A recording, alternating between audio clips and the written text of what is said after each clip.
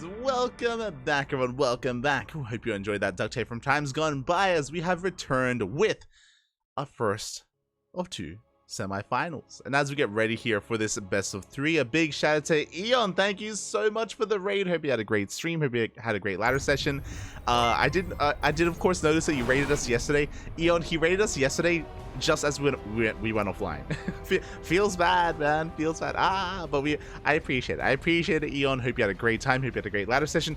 Get some goddamn sleep. You're an animal. It's deep in the night there in the Americas, papi. Get some rest. Get some rest. But I appreciate it nonetheless. We appreciate it nonetheless as we dive into the semis. And here we go in the top left-hand corner of Hardlead. Oh my god. Of Hardlead, we have the Ukrainian Protoss player representing Hard-Headed Gaming. It is NightPhoenix. And spawning in the bottom right hand corner, we have the Indian Zerg player representing Maturino Esports, the Red Zerg. It is Demi. And if you're in the chat, place your bets because you have a couple of minutes for predictions. Predictions are open in the chat. So best of luck. As you place your bets on who you think is going to be this week's finalist, will it be a Ukrainian Protoss or our Indian Zerg player? It'll be one or the other. And which? I mean, hard to say. These two, they have gone back and forth here in our tournaments in the past. It isn't cut and dry who is the stronger player, so I'm ready for it. I'm ready to bear witness to what our players have to offer. Of course, we saw NightPhoenix just defend against cheeses all the way to the semis, but Demi is known to cheese sometimes, true. And on a map like Hardlead, this would not be a bad map for it. We have seen Demi go for these like 19 drone Ling all-ins time and time again against Protoss, but we'll see if that's going to be the case at any point in this series, or if we go for something a little bit different instead. For now, again, hatch gas pool standard opener out of Demi, likewise a gate expand here from NightPhoenix into that cyber core. Here we go. Also just trying to set up an alias as well. NightPhoenix. Meow. Yeah. As we are settling into this game. So far, we have our take of choice. It's going to be a Stargate opener here from NightPhoenix. Again, the pylon was thrown down a little bit closer to the main base, or to the edge of the wall here. So it should be Stargate into Oracles to get across the map to get some economic damage done. Meanwhile, Demi is droning. Demi is making workers. He's working on his third base as well. Ling's going to be zoning back this probe when we go for the triangular third. It's a very common third base on Hardlead. The reason for this, I mentioned before, short rush distance by ground. Even shorter here on Hardlead once you knock down these rocks. We have seen a lot of Zerg players go up to 66 workers. 66 is 3 base saturation, by the way. So you saturate up to 3 bases, then you just do nothing but make roaches. Roaches, maybe some Lingbane variations, but an all-in nonetheless. We knock down the rocks, we waddle the queens, and we just send it across the map, and we just break the Protoss, or we try to.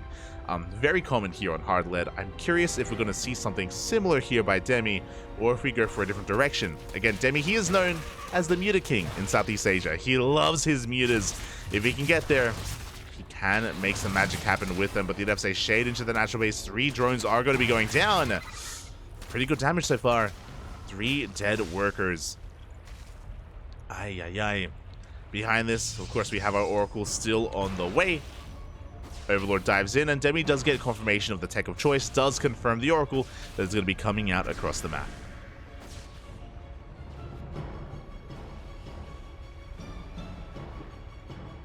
He is aware. Likewise, we have the Oracle actually going to be staying at home here, just making sure that we can expand and take a third base. Ling's going to be threatening said third as well, trying to force the activation of the pulsar beam if possible. As Demi continues to drone up. We've got 2 queens here at the natural, we have 2 queens in the main, and spores are now on the way to kind of free up these queens to move towards the third. So far we have all the tools we need to defend, but NightPhoenix did wait for the second Oracle. Now we're moving out. 2 Oracles, 1-shot workers. We're going straight for those bases, straight for those mineral lines. We'll see if Demi can keep up. Spore is done here at the natural. Again, we still have 3 queens here at the third. Plenty of anti-air here in the main. It's all about positional play though. And whether or not we can catch some of these transferring workers. So far, Demi, he does rotate over. Does keep up. does zone NightPhoenix away. So far, so good. At the same time, NightPhoenix is taking his third base, does have a couple of Adepts in position. Lings, they try to engage, but the Adepts are looking a little bit too good. Meanwhile, we dive into the mineral line. Oh, we don't get much at all, though. We don't get a single drone. 3 drones died earlier to the Adepts, and the Oracles take so much damage. Oh my god. Good defense by Demi. A bit of a blundered attack by NightPhoenix, softening up some of these drones, softening up 3 drones, but not killing any of them. Ay, ay, ay. And with that, Demi in a pretty damn good position. As we mentioned before, very commonplace to drone up to 3 bases and then just knock down these rocks and send it across the map. And it looks like that's what Demi is working on. Behind this, we have Charge on the way. Interesting. NightPhoenix does not have a forge. That is telling. We have a couple of hidden gateways as well. This is going to be 6 gates in total. I imagine we're going to be throwing down 2 more, going up to 8 gateways. NightPhoenix, I don't think he intends on saturating these gases. It looks like he wants to go for a committed charge timing. Again, the reason why I'm saying this is because of the lack of forge. Because there's no forge, no upgrades. No upgrades means no longevity into the later stages of this game. We've gone up to 4. We're going for the hero style. It's going to be a charge oracle all in. We're just amassing oracles, amassing charge lots. It's going to be all or nothing for NightPhoenix. We do want to hold off a little bit though. Charge is still on the way and we don't have a way to reinforce yet. We're waiting for another wave of zealots. Meanwhile, Demi is none the wiser. Demi! He's going up to Hydras and he doesn't have a Roach Warren. No Roach Warren from Demi. No Baneliness. Ling Queen Hydra to defend. And that's gonna melt against the charge lots. We need something else. We need Banelings or Roaches. They can both work, but we have none. And here comes NightPhoenix with a massive all-in. I mean, I say that a massive timing is maybe a better way to put it. Zealots, they dive on top of the Queens. The Oracles are going ham. That's a lot of Lings. But the Lings are going down. The Zealots, they get on top of the Queens as well. And we can just make our way towards that natural base. Have our way with everything that there is left.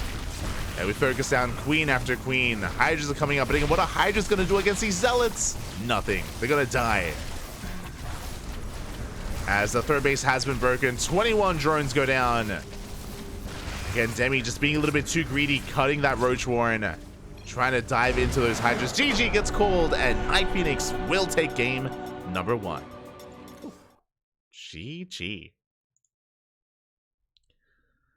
We'll take that first game. Again, a strong game number 1 there, going up to 6 gateways, not taking gases, of course, at the third, and just amassing oracles, amassing zealots, going across the map with a very crisp timing with charge. And Demi so happened to be cutting some corners, and this is the risk you take when you rush into Hydras. This is the risk you take, where you're vulnerable to attacks like this, and to be fair, these attacks aren't normal, so Demi was taking a calculated risk. He was like, what are the chances that NightPhoenix attacks me here with some kind of like weird push and weird timing? I should be fine. He's totally going to go +1 and blink, right? Oh.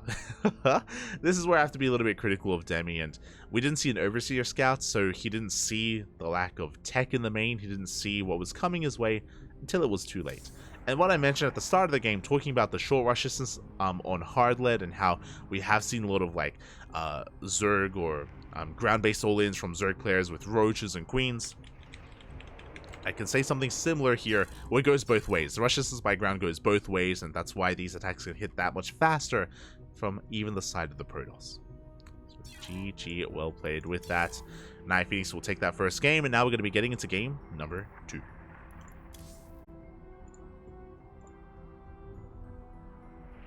Are getting ready for it. Fun fact.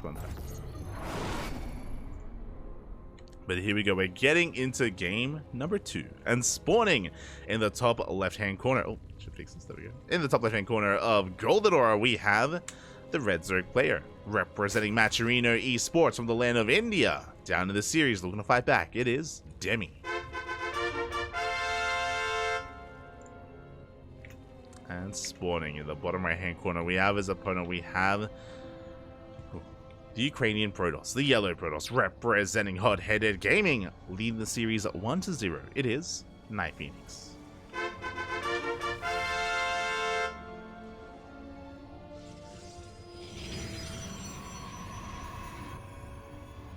Here we go. So So far, so good. We do have a hatch gas pool opener here from Demi, able to take his natural on location, right where he wants it to be. Likewise, NightPhoenix setting up for a gate expand. Like, no kind of big signs of aggression, no early gases, no early pools. Likewise, no forge or kind of proxy pylon. Everything looking normal for the time being. And again, we can talk about the features of this map as well. I mentioned before, but this three-way setup is very secure. Expanding in a linear fashion is very difficult to break this, and we've seen players who are maybe down 30, 40, 50 army supplies still take fights. Not necessarily able to like break the opponent, but just hold here on top of the ramp, hold here on these bases, and it can be very difficult to actually break this position.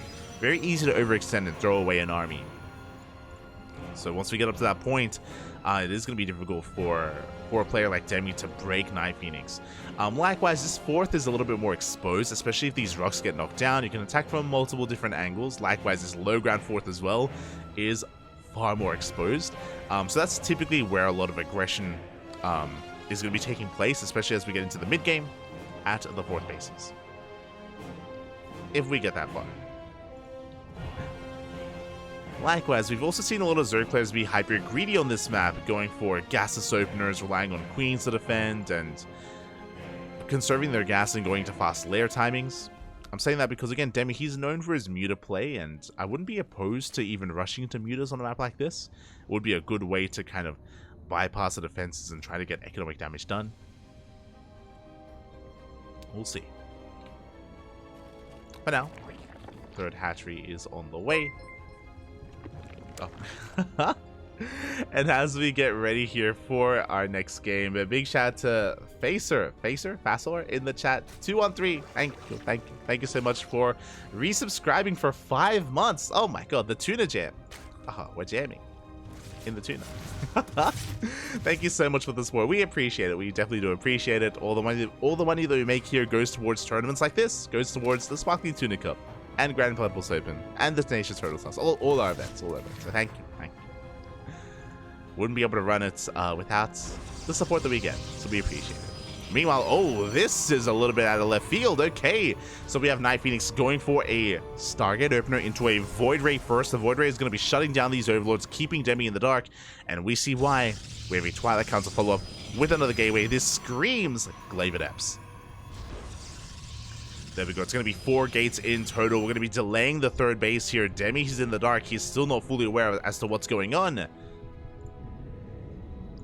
Void Ray comes out. We're looking for that Overlord. So far, kept safe, kept hidden.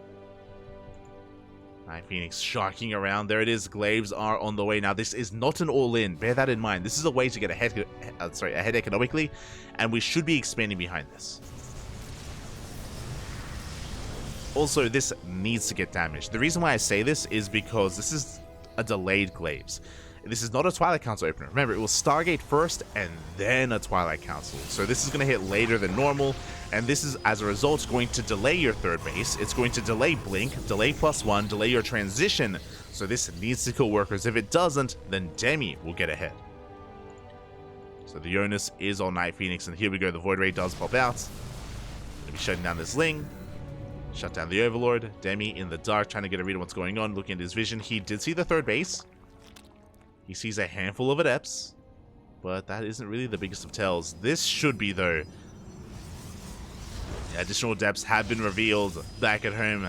Roach Warren's on the way. Additional gases. Working towards a lair. We're going to be cutting workers here at 47, and we need Lings. We need Lings, and we need Roaches as soon as possible. The Adepts have arrived. It's going to be double Void Ray alongside them. Very interesting. Up! As we commit to the shade, we get into the mineral line. 5 workers are going to be going down. The Void Rays are going straight for the Roach Warren. Oh my god! But the Queens keep up. The Void Rays are going to be zoned away. The Roach Warren will survive, and we have 9 Roaches in production. So far, 7 worker kills. Not too bad. As we shade into that Astral. The boys are being pulled! No! So many workers are going down. That's going to be 14, 15, and counting 16 drones. And we have Void Rays to defend the counterattack. What do we do? If Demi pushes out with Roaches, then the Void Rays are they're just going to have their way with those Roaches as well. So Demi is stuck at home, and he's stuck with a crippled economy. NightPhoenix up in workers, third base, getting into immortal production, getting into sentries. Still no blink. That's a little bit concerning, but for the most part, NightPhoenix is in a secure position.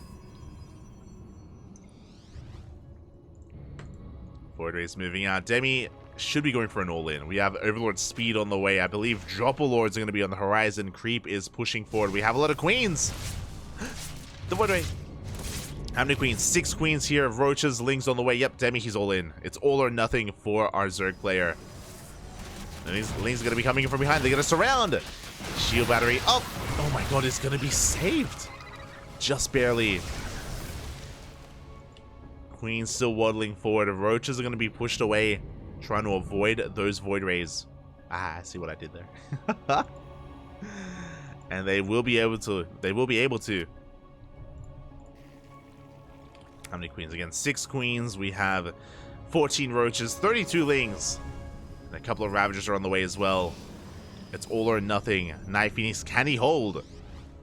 We're on to Immortals. Demi rotating around, trying to find a better angle of attack. And yeah, pushing up this ramp again is so difficult. It is so narrow. So we bypass the ramp and go straight for that natural. Vile's going to be connecting, going for the shield battery. Overcharge is popped. Its Eastern Force Fields are thrown down as well. The Lings, they cannot bust into the natural. But I believe we don't have any more force. No, we do. We have one more. We have one more force field left. Up, the Lings. They do flood in, but no, the force field does block the ramp, does block the wall. The Lings are running out. The Roaches are exposed. And these 2 Immortals. These Immortals, they're going ham. Up. They are going ham. We have the War Prism as well to juggle. The War Prism gets focused down by the Queens. The Void Rays coming from behind. The boys are being pulled, and it looks like NightPhoenix has held. NightPhoenix will shut this down. 1 Void Ray still survives. A couple of workers did fall, but we still have 2 Immortals. They've been alive this entire time. These 2 Immortals have been going ham, and it's just too much. I say that, we're trying to focus down that first Immortal. Up! It's not going to be enough. GG gets called. NightPhoenix will survive the all-in, and NightPhoenix takes the series 2-0. GG.